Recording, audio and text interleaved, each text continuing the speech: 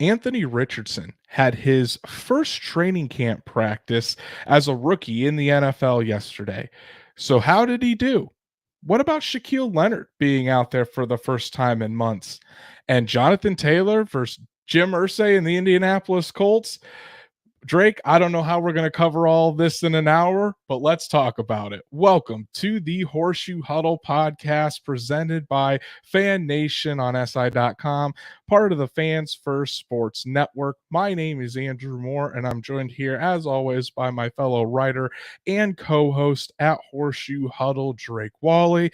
Drake, it doesn't seem like, even when we finally think that the Colts are going to get through an offseason with no drama, something has to pop up. And that wasn't even going to be the main topic of our show today. We'll get to it later in the show. But hey, training camp is here. Guys are out there practicing in front of the fans, and we can talk about what's happening not only on the field, but we'll talk about what's going on off the field as well. How you doing, buddy? Doing really good. I was just thinking mostly about training camp and how that's been, and what we're gonna see physically. But then some other news, decided to jump in. So now we've got some extra stuff to talk about, but we're gonna do what we can to fit it all into this episode. So bear with us. Yeah, it's going to be fun. We're going to talk about how Anthony Richardson's first training camp practice went, the return of Shaquille Leonard. Going to give you a couple more updates on what happened at camp. And then, of course, we're going to dive into the Jonathan Taylor contract situation that has played out pretty publicly on Twitter over the last 24 hours. So Drake and I will give our thoughts there. Stats Matt makes his return, finally back from camping, from fishing, playing softball, whatever stats Matt has. It's more Doing it all. important than joining us on a Monday and Thursday night. But hey, it's good to see you, buddy. The NFL news cycle is back, and of course, us Colts fans are in a roller coaster already. You're not wrong, Stats Matt. Jack Rizzo says, "Thank you guys for being there for my first show, and it went great." Yeah, you had a good show, Jack. Really, keep it at it, buddy. And thanks for joining us this evening. Sarah is here as well. Hey, Drake and Andrew and Stats and Jack, love you all. We love you too, Sarah and Noah Absolutely. Compton here in the chat.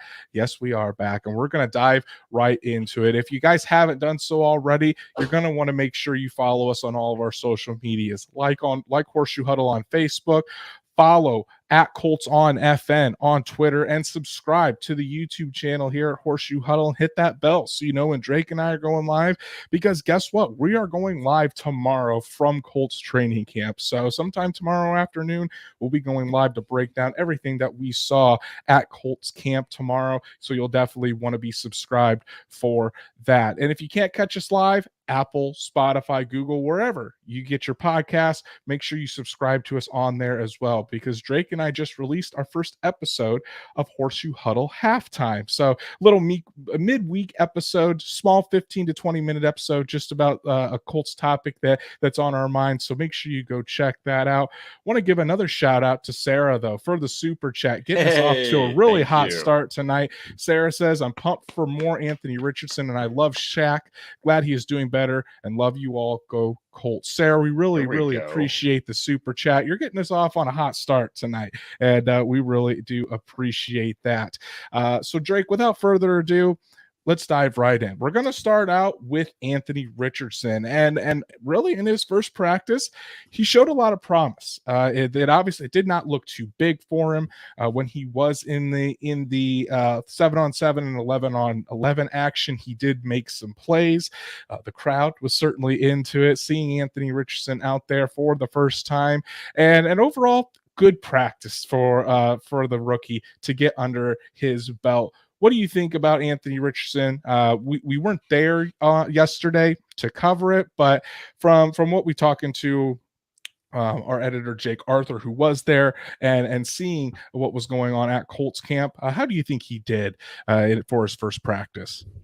Given his inexperience, quote unquote, starting inexperience anyway, he did really, he did good. I'm perfectly, if you're a Colts fan, you got to be content or even happier with that. There were glimpses of him running some zone reads, and you just saw just a little skosh of the explosiveness that this guy, kind of has. I think it was Nate Atkins that mentioned the routes that he threw. I think it was a flare and Oh, I can't remember the other one, but they weren't like overly complicated routes. So you can tell that Steichen's trying to kind of ease him into this, at least at the start of stuff. But yeah, he scored like 2 touchdowns. I think a passing touchdown and I think a rushing touchdown. I think the passing touchdown was to Kylan Granson, if I'm not mistaken. It was to Ethan Fournier. Kylan Oh, Granson's okay. touchdown was from Gardner Minshew because Anthony Richardson worked with the second team offense throughout practice yesterday. But yeah, like at the end of the day, look, he showcased some nice abilities. It's a very limited sample size, so there's still a whole bunch of training camp left. But the only thing that I would say is that if there's one thing that I would like to continue to see him improve, it's his footwork, just because that's so important. Generally, kind of like we've talked about personally, wherever the toe is pointing, a lot of times where the ball goes. So you just have to match everything up at NFL speed, and as long as he can just continue to improve his footwork, man, he looks like he's going to progress pretty nicely. Yeah, and it seemed like every time that Gardner Minshew was in there with the ones, or even Sam Ellinger with the threes, Shane Steichen and Cam Turner were on both sides of Anthony Richardson, kind of talking through the plays with him, pointing out different things, really trying to coach him up because they are trying to get him ready as quickly as possible. So yeah, the Colts focus mostly on red zone and the running game yesterday. So wasn't a lot of work for Anthony Richardson. He did go 2 for 2 in that 11-on-11 period, and he did make some nice plays in 7-on-7 as well. But I like how you brought up his footwork, Drake, because he was asked yesterday, how exactly has he been working on his mechanics, and if he has noticed improvement in his mechanics and how he's lining up his feet and not just using his arm like he was accustomed to in the past. And this is what he had to say. I definitely feel like I improved, because I dove into my training a little bit more. I focus on, the minor details instead of just how far I can throw the ball and, just spinning around and just throwing the ball. So I definitely get my footwork and my timing down pat because timing definitely matters in this league. Are you more natural? Oh yeah, for sure. That's the key to the game. Just being natural, not robotic. If you watch, Pat Mahomes and Aaron Rodgers, they're just natural throwers. So instead of just trying to, be a perfect passer, just be a natural thrower and just get the ball to the receivers. Are you seeing the impact of when you implement those refined techniques? Are you seeing results from it when you get out there on the field too? Yeah, definitely. It's just a matter of trusting my training. Just going through my routines every day. My throwing routines. Throughout the day before practice, just staying in tune with my arm and my legs.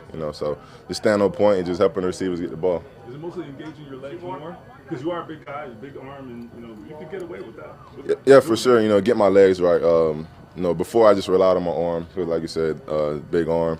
But I didn't really use my legs as much. So now I just getting my feet faster, making sure I'm pointed the right way, and I'm using my hips a lot more.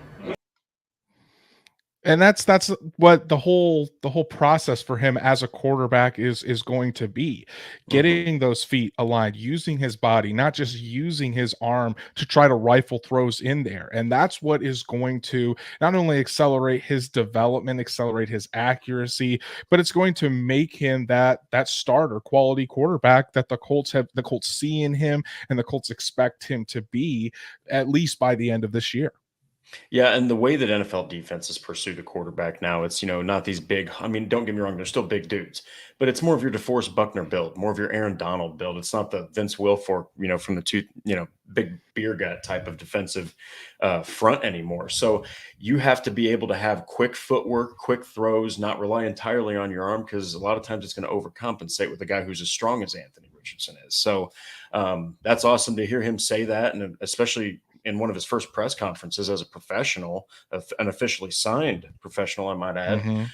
He seemed like, kind of like you said, the moment really wasn't too big for him. So you got to love what you're seeing early on. There's going to be mistakes and dips just because he's so raw, but it's great to see that, especially right away.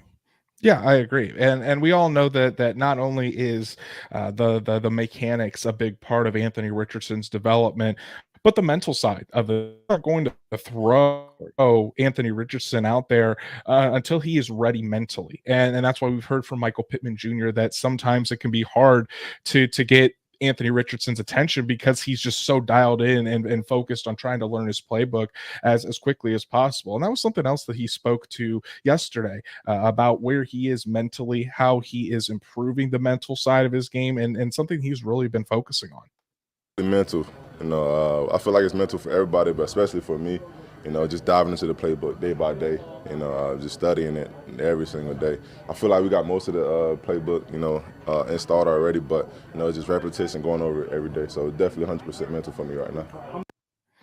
And when you talk about the mental side of the game for a quarterback, it's the most cerebral position in the game. He has to not only know what his job is, but know what everybody else's job is on every single play.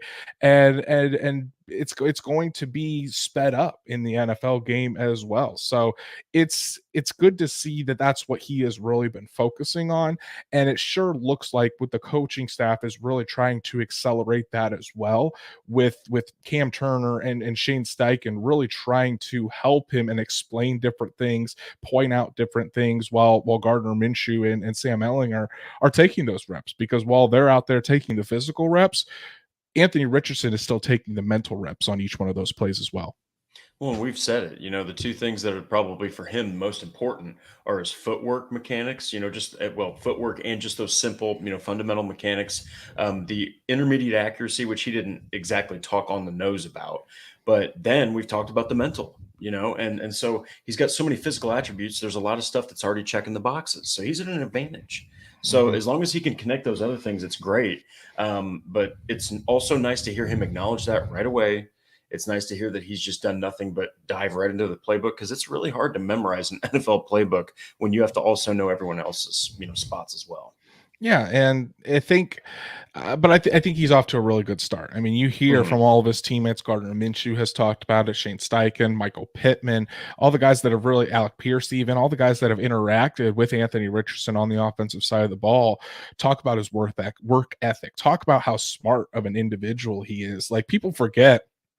And if you read this, I kind of touched on this when I did Anthony Richardson's rookie files, is that he was a very good student. Like, this kid is very, very smart. Anthony Richardson took mostly advanced classes in high school. He was at a magnet school. He's got a very good head on his shoulders. He's not just one of these big jocks that goes out, plays football, and that's it. He's a very, very smart, intelligent, and mature individual, especially for being only 21 years old. And that's what you need when you are trying to be the franchise quarterback and the leader of a billion-dollar organization like that.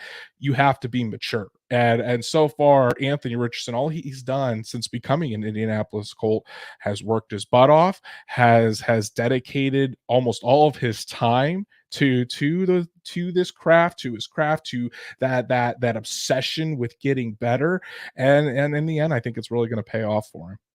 Well, and with a guy like Shane Steichen, who is very centered and very focused as well, this is just, we've talked about the physical things. He's a lot like, he could be used like Jalen Hurts was in the Eagles offense, but man, it's the mental too. They both seem very focused, very determined, and they both have their eyes on the same goal, and that's to develop themselves. And so, for Steichen with Richardson, and Richardson just in Steichen's offense.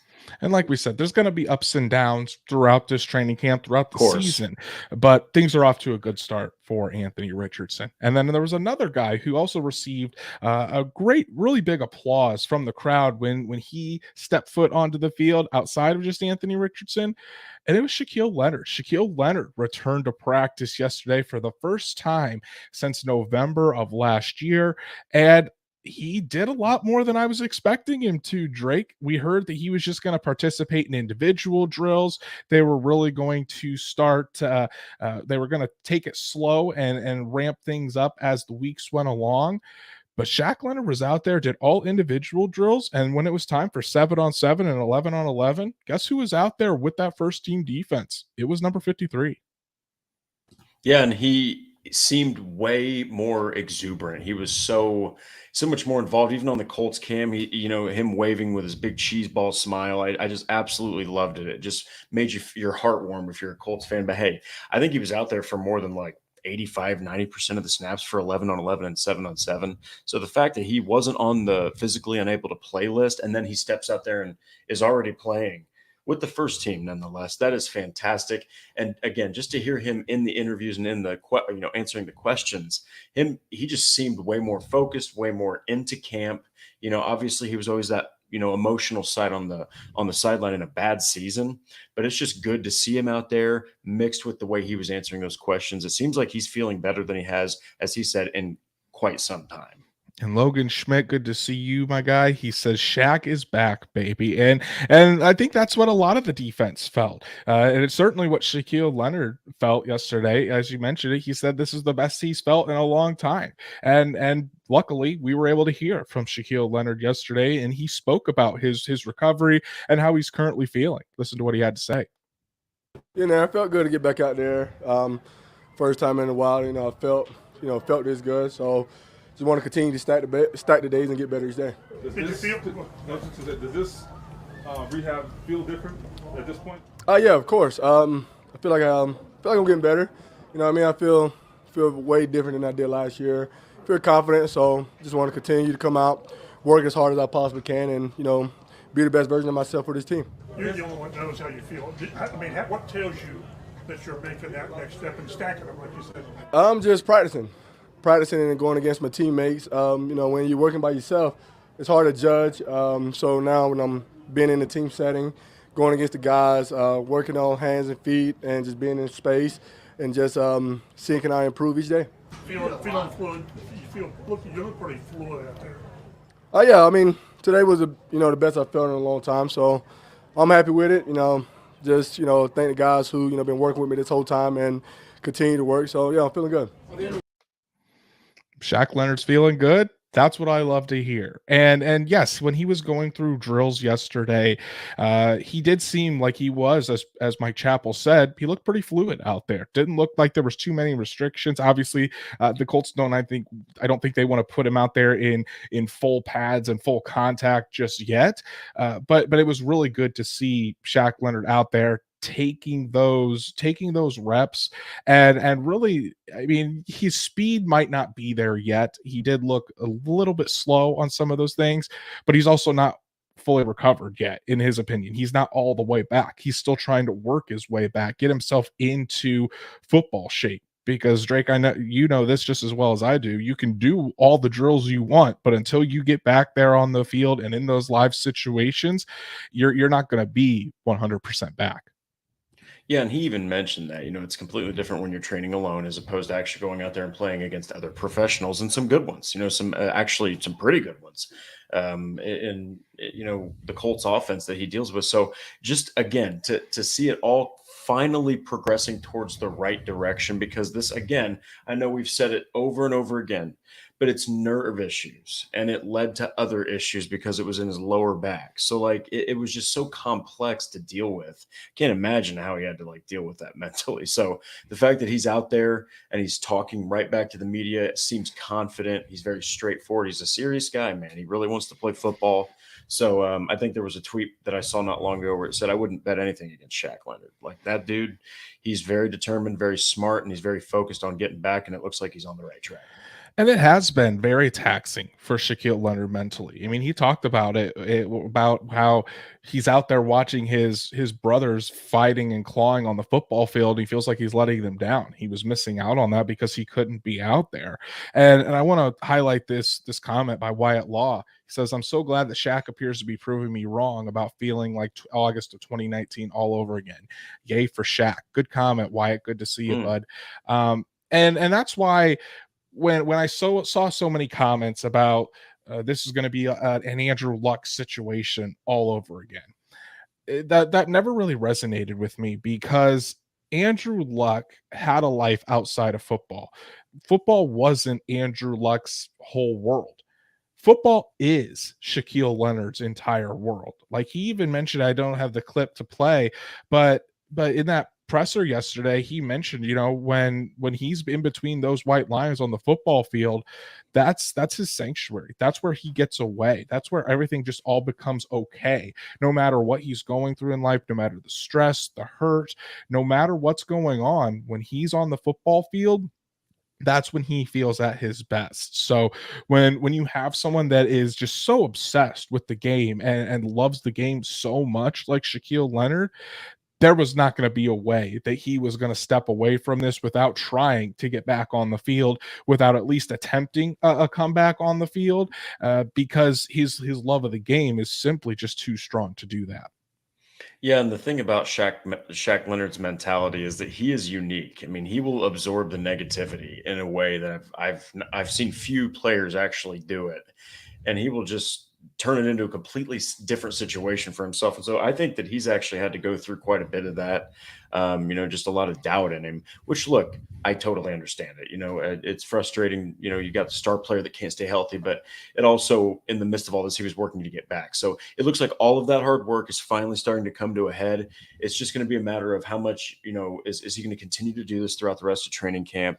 Are there going to be some times where he's going to need to take a break or so? That's what you're going to be looking for. But man, kind of like with what we were talking about with Anthony Richardson, he looks like he is on the right track to getting back out there, being the maniac that he used to be. Yeah, dude, that's the key word, Drake, on the right track. He's not there yet, but Yeah. we want to see that consistent improvement for Shaq Leonard throughout training camp. He's going to get a little bit faster, a little bit stronger. His movements are going to become more natural again because I mean, you guys got to think about all this when you have a nerve injury like that, you basically have to relearn all of those movements. So Shaquille Leonard is trying to relearn all of that again. And I thought for his first practice back yesterday, he looked really good. And as long as this continues, you get more and more confidence that you're going to see the Shaq Leonard of old once again out there making plays and turning the ball over for the Indianapolis Colts. Yeah, and that's exactly what you want, and that's exactly what this organization has been really, really, really trying to get him back to. And I go right back to it. I know I wanted a linebacker to be drafted in the later rounds or maybe a free agent. EJ Speed, to go back to your argument, Andrew, but I'll tell you right now, I think that they had confidence in Leonard and they trusted his mentality, and I think it's all starting to add up to him returning, and you just got to hope it keeps going that way. Right. And plain and simple, Colts football is a lot more fun when you're watching Shaquille Leonard out there on that field. Absolutely. And now moving along, we're going to talk a little bit more about some of the other camp highlights that happened yesterday for the Colts' first practice. Today was just a walkthrough, so they really didn't practice to an extent, but we still got to see plenty of plays being made all over the field at Graham Park in Westfield, Indiana yesterday, Drake. Like I said before, the focus was on red zone and run games, so the field was pretty shrunk for most part.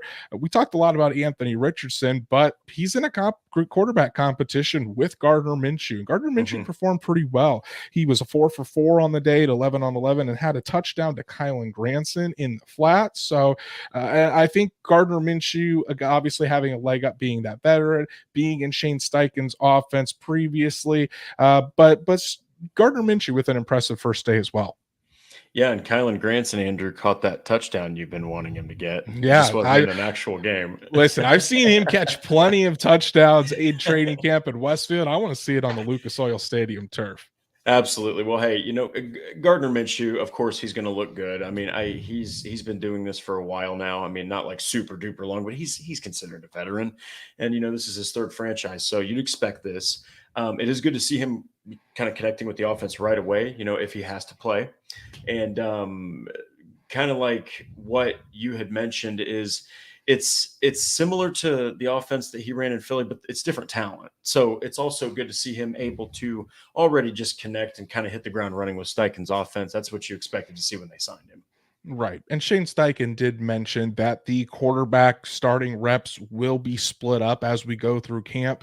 Yesterday was just Gardner Minshew's day to have all of the starting reps. So don't get that as that Gardner Minshew has been named the starter, because that's not the case. We are going to see plenty of Anthony Richardson with the first team offense, and those will be the snaps that everyone will have to pay extra attention to. But we've been talking a lot about the offense. The defense had some highlights yesterday too.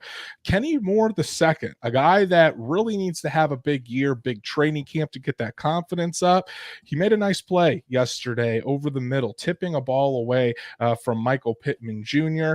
It seems like Kenny Moore has that joy back with him about playing the game, because we know Kenny Moore is an emotional player. He's one of the emotional leaders for this team. And towards the end of the year, I mean, he didn't play well. He was battling some injuries. It seemed like he just lost that joy that Kenny Moore plays with. And so far, within just talking to him the first day that they reported, and how he was interacting yesterday, seems like some of that joy is back in Kenny Moore's game. Yeah, and it's good to see him also make really awesome plays like the one he did against MPJ.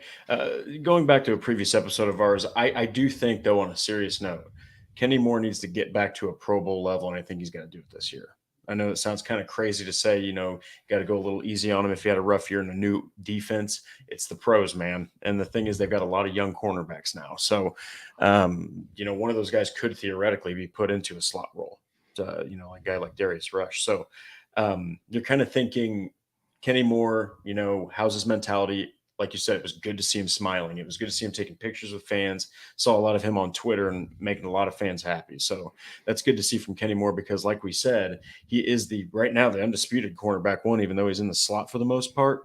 And the other guys are going to follow him, especially now with Rodgers gone. He's the guy that everyone's looking to, even despite the new signing that they had. So it's all pointing, kind of like we said with Leonard and Richardson. It looks like with Moore, he's on the right track to getting back to at least who he was in his second year with the new defense. And the Colts will certainly welcome a return to Pro Bowl form from Kenny Moore the second. Yes. So would Kenny Moore. As you remember, Kenny Moore is in a contract year. Big season for Kenny Moore. Whether he stays with the Colts and receives another contract, or if he's playing elsewhere in 2024, it's going to be one of the big storylines to watch with this team as we go through the season. And then talking about a couple of plays on the defensive line yesterday. Again, a lot of it was running plays and in the red zone, but DeForest Buckner, who was just voted as the 71st best player in the NFL, I think that's incredibly underrated. But DeForest Buckner burst through the line for a would-be sack of Gardner Minshew, and then defensive end Khalid Kareem with the second team defense had a would-be sack of Anthony Richardson yesterday. So some defensive linemen making plays. It's going to be more interesting once the team is in full pads. They were just in helmets and shells yesterday. But again, Shane Steichen is trying to slowly ramp up the training camp practices in an effort to limit injuries, which I think is very smart. But that when they have full pads on, that's when the fun begins, seeing those offensive and defensive linemen battle it out. Yeah, and you were talking about Buckner and Kareem. So for Buckner, nothing new. I mean, this is one of the best players on the entire team. And like you said, his 71st rank is kind of similar to his Madden 24 overall rating. Ridiculous. So for those that play, he's an 85, and he was like a 96 last year. So anyway, it's nothing new from Buckner, but for Kareem, that's good to see, because he is one of those depth pieces that they that they decided to keep. And so to see those kind of plays already getting made is it just gets you excited for that defensive front. I wrote a piece on them because I'm so excited about that defensive front. Yeah, it's going to be fun to watch, especially throughout camp, how these guys really get going. But unfortunately, we have more news to talk about, Drake, and it's about things that aren't happening on the football field, and it surrounds the Colts superstar running back Jonathan Taylor. What everybody has been going crazy about on Twitter. I've already seen quite a bit of talk in our chat tonight about it. Jonathan Taylor versus the Indianapolis Colts. So if you don't have a Twitter and you don't know exactly what's going on, I'm going to break it down for you real quick. So we all know that Jonathan Taylor has been negotiating with the Colts on a long-term extension. They have had multiple discussions on that. There isn't a deal that is in place yet. But last night, good old Jimmy from the Colts, Jim Irsay, who is never afraid to speak his mind, put out a tweet last night about the situation with the running backs. I'll kind of give my analysis of why I think he sent this tweet out after I go through the situation. But here is what Jim Irsay had to say. Last night at 7:16, he said, NFL the running back situation. We have negotiated a CBA that took years of effort and hard work and compromise in good faith by both sides. To say now that a specific player category wants another negotiation after the fact is inappropriate. Some agents are selling bad faith.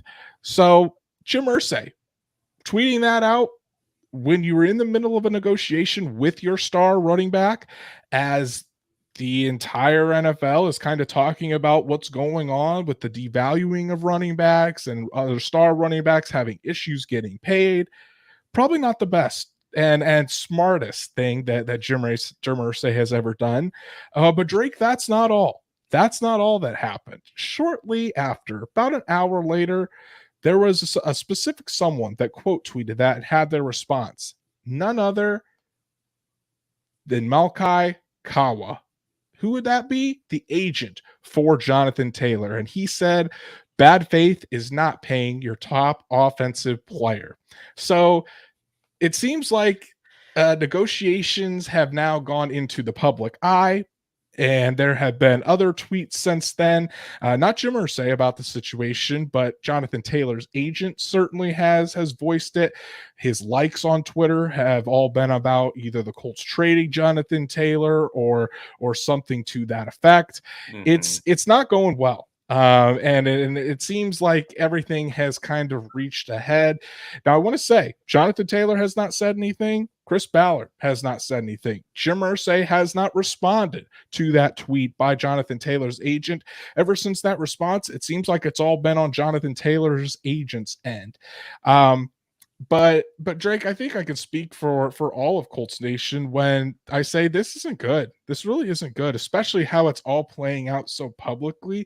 It's not a good look for this franchise, and it certainly doesn't help things as far as from a negotiation standpoint between Jonathan Taylor and the Colts. Yeah, and Irsay, I've actually seen some people make this argument that he has a point. Now, look, you can argue that he has a point, regardless of his point or not being correct.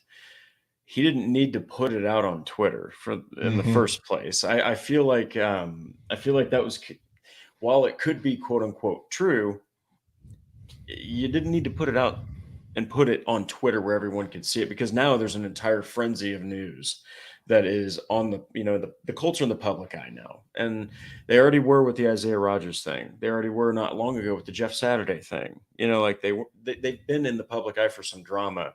And with a rookie quarterback that they're putting so much effort into, we've said this, Andrew, Jonathan Taylor's inclusion in this offense is one of the reasons that makes Anthony Richardson with the Colts so ridiculously terrifying for offenses to comprehend. Because then you got to comprehend with Jonathan Taylor. So it makes you question, what's he asking for? It makes you question, why hasn't he fired his agent? Because he actually, for those that don't know, he came from really bad representation before. So he had to switch there from a lawsuit over to this. So Jonathan Taylor's had some interesting representation, but man, what a crazy situation. And like you said, could not have picked a worse time to tweet that out.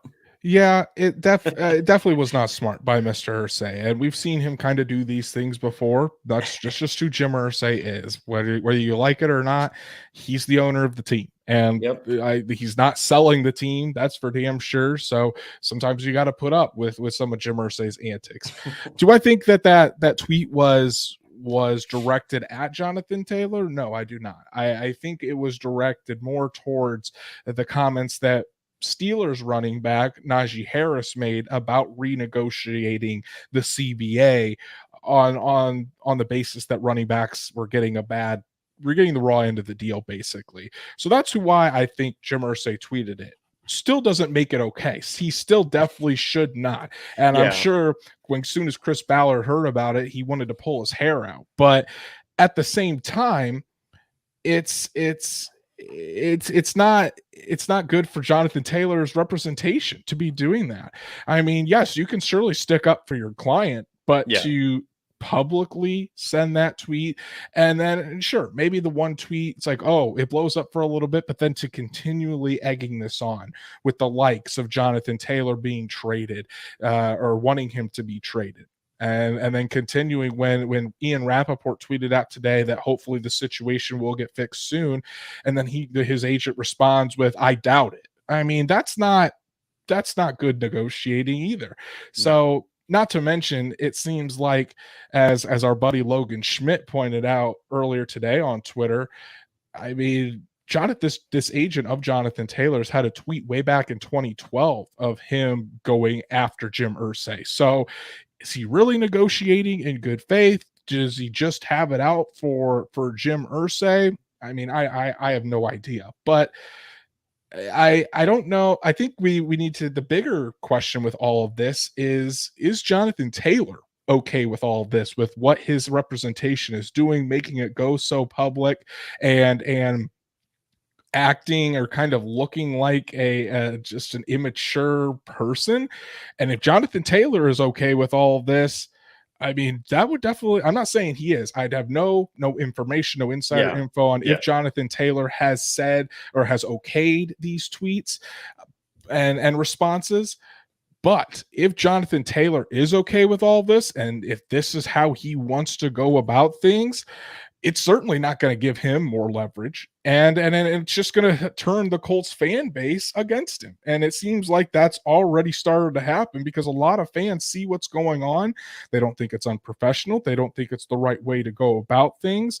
And they're kind of stunned that Jonathan Taylor would allow something like this to happen, or allow his representation to continue to do this, just because of the type of player he's been for the Colts over the past 3 years. Always a team first guy, never trying to create unnecessary drama, just wants to always do what's best for the team and the organization. And then for him to come out like this, or for his representation to come out like this, it just seems like something's not adding up.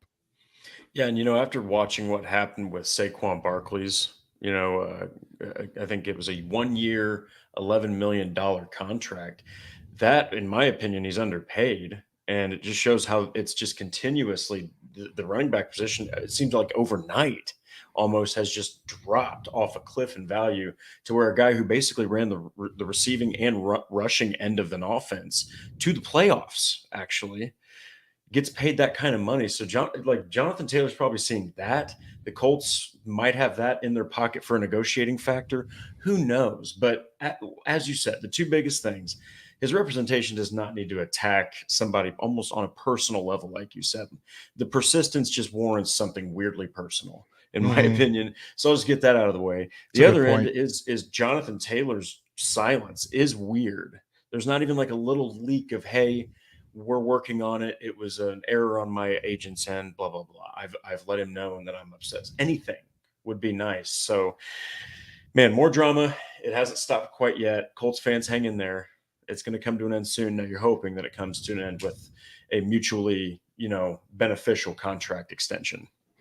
Yeah, and that's the thing. Where is it going to go from here? Exactly. Because I mean, obviously, it doesn't seem like the Colts are close to a deal with Jonathan Taylor, because if they were, I don't think this stuff would be going on, especially in the public eye. We heard from Chris Ballard on Tuesday, and Chris Ballard said he's had a couple long discussions with Jonathan Taylor, and he was going to have one later that day as well.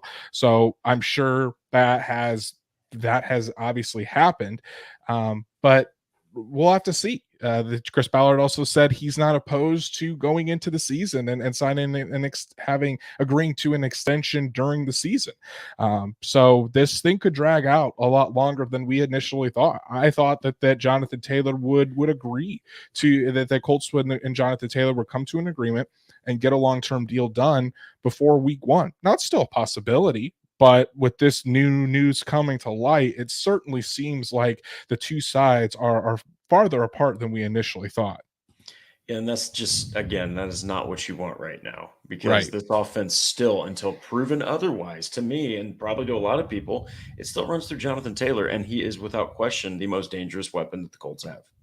Yeah, and he is, and until Anthony Richardson can become that starter or that Yes. type of quarterback that we all think he has the potential to be, Jonathan Taylor is going to be a huge help. Now, it is the headache of all of this more than the production that he's going to put, because at the end of the day, it is the running back position. I mean, we love Jonathan Taylor. We think he is an incredible player, but facts are what they are. When Jonathan Taylor had his huge year in 2021, the Colts were 9-8 and missed the playoffs.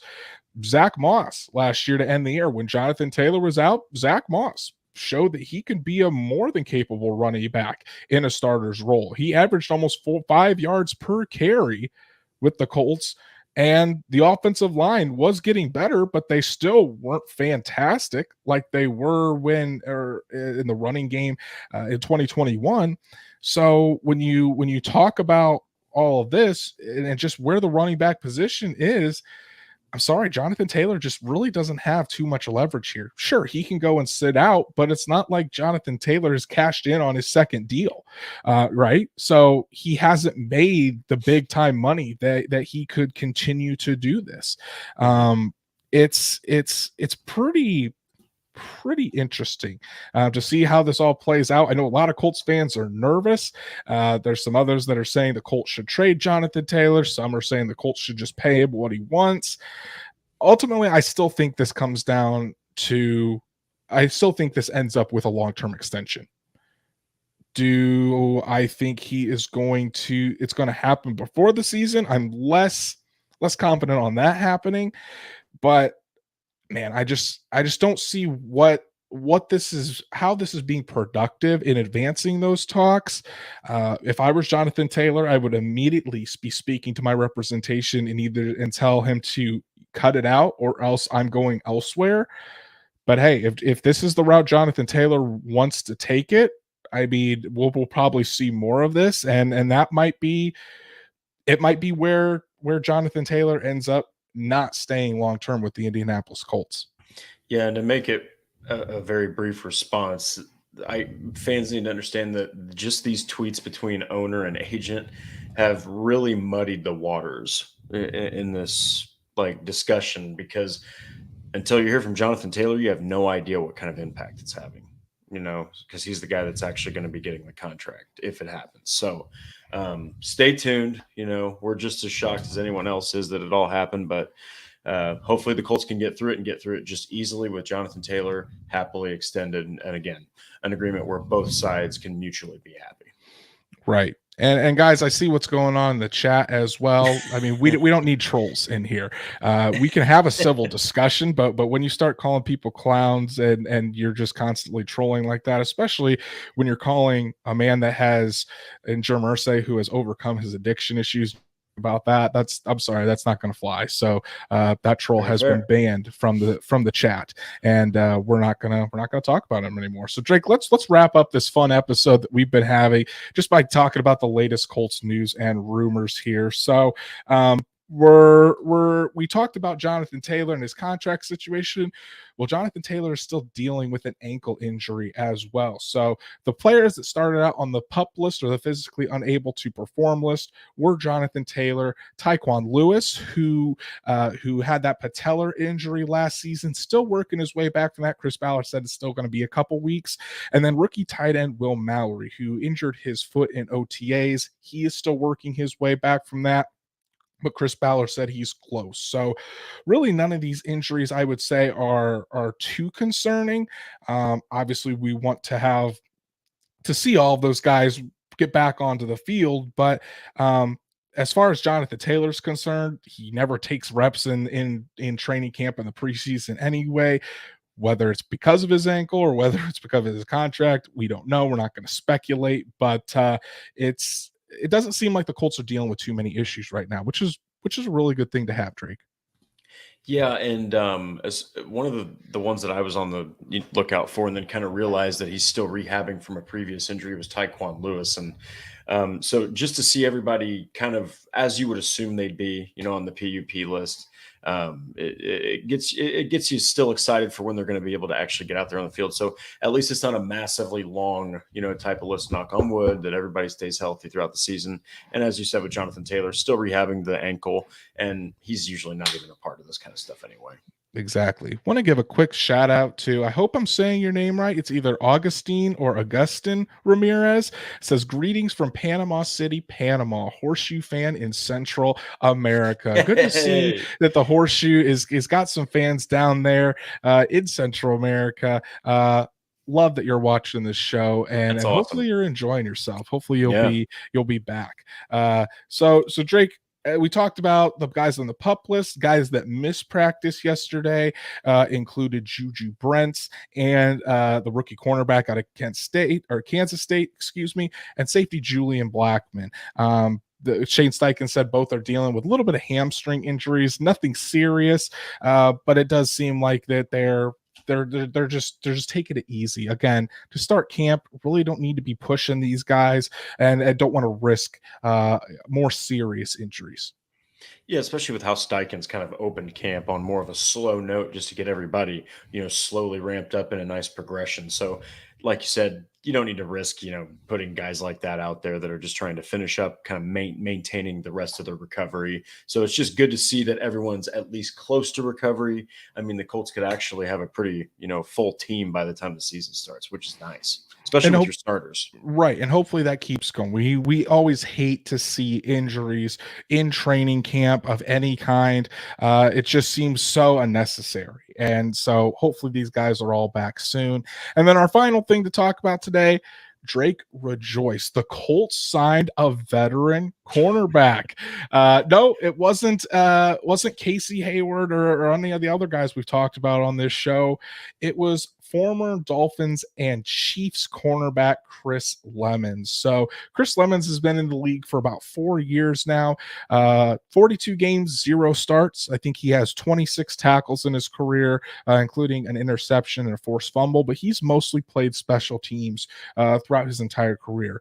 Now he is going through some legal issues right now. He was one of the players that was with Alvin Kamara and is facing some charges for an incident there. So obviously we're not exactly sure how that is going to play out, but for now, Chris Lemons is with the Colts.